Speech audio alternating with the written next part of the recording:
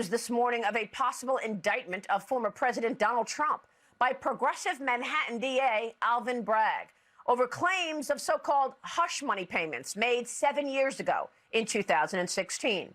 Attorney Bob Costello, look up there, that's the top right hand of your screen, briefly advised former President Trump's one-time attorney, Michael Cohen. Costello tells Fox News he will testify before the grand jury tomorrow afternoon. Manhattan DA Alvin Bragg's office is investigating the former president's role in an alleged hush money payment to adult film star Stormy Daniels shortly before the 2016 election.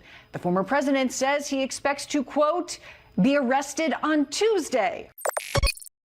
I already voted for Joe Biden and Kamala Harris.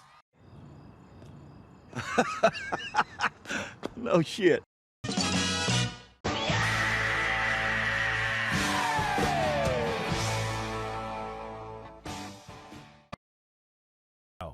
But one of the things leading into this vote for the Manhattan District Attorney's Office, I know a lot of people are wondering, whoever has this job, are they going to convict Donald Trump?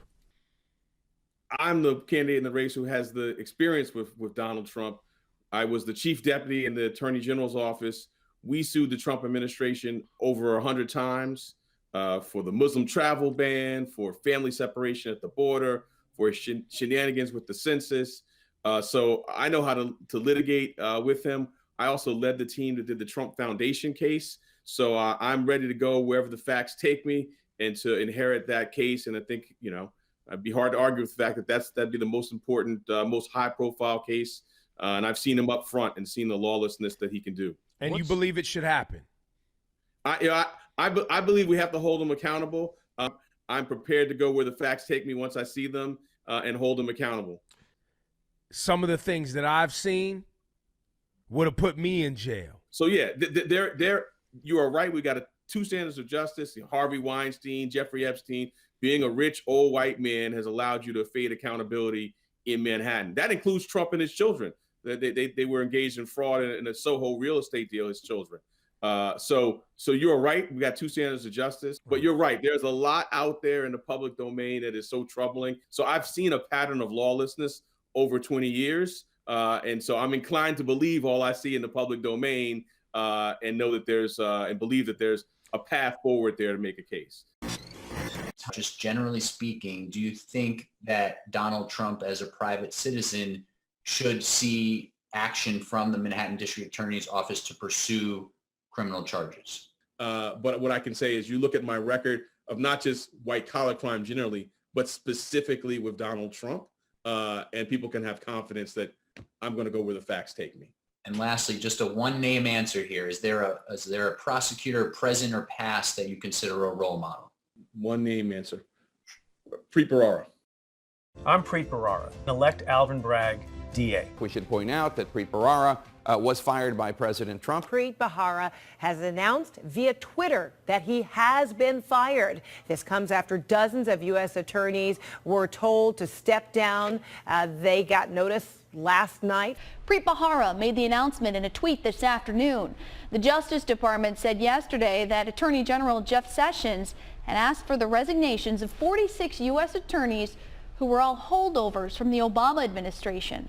Now, administrations have the right to nominate or dismiss U.S. attorneys as they see fit. President Bill Clinton and George W. Bush also dismissed large numbers of U.S. attorneys. This is a pretty big turn of events, as last November he was told that he would be allowed to stay on by the President Trump, President of the United States. And so we don't know all the details of what changed. And by the way, the President has absolute authority to fire anyone he wants. I just wanted to make sure I was being fired, and I've been the U.S. attorney for 7.5 years, and I became increasingly emotional and upset and sad. I became increasingly upset.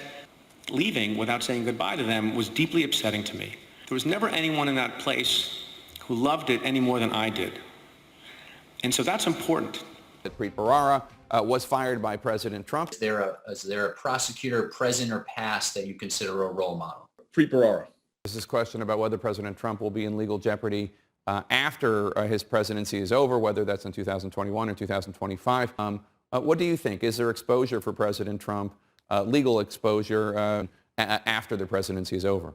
The position of the Mueller team, to me, is clearly the case. They think there's future legal jeopardy. This is John Legend. We have a major candidate for office who is being really racist and divisive in a very public way. As you watch Donald Trump be the exact antithesis of what we would want our kids to be. No one aspires to have their kids be as divisive and misogynist and racist and narcissistic and inconsiderate and selfish. Our president is a flaming racist. He's a piece of He says piece of all the time. John Legend is an evil person. He's a liar. What he has chosen to do is use the office as a tool for white supremacy, to say we don't want certain immigrants coming from certain countries because they don't look a certain way, treating immigrants like they're animals. And John Legend is lying. He need to call himself John Legend the liar. This is John Legend. Vote for Alvin Bragg for Manhattan District Attorney. He's lived the unfairness in the system, and he's the right person to fix it. A country where the president actively encourages police brutality and cannot bring himself to condemn white supremacists or neo-Nazis. A liar, evil, lying John Legend. The first black attorney, a district attorney in New York, second black mayor in the history of New York, and they right here at the House of Justice. Tell your children they could be whatever they prepare themselves to be. This man goes out of his way to find some old business records misdemeanor and try to supercharge it with this campaign finance allegation that the Federal Election Commission and the DOJ have looked at and said there's nothing there.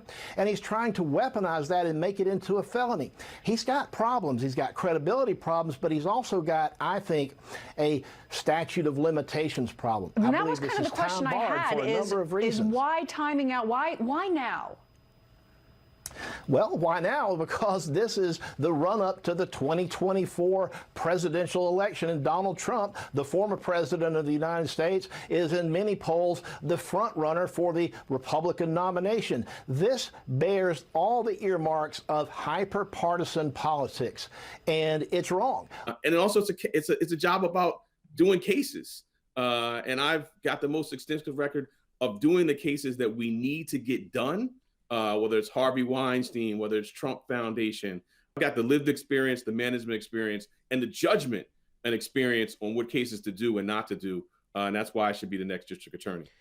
All this stuff happened 7 years ago. If it was a crime, it could have been charged then, before the statute of limitations ran. This is a misdemeanor. It has a 2-year statute of limitations. If you figure out a way to bootstrap this federal elections nonsense into it and it makes it a 5-year statute of limitations, I can't wait to see what kind of kooky nonsense legal theory he comes up with to try to turn this into something that still 7 years later is a viable criminal prosecution.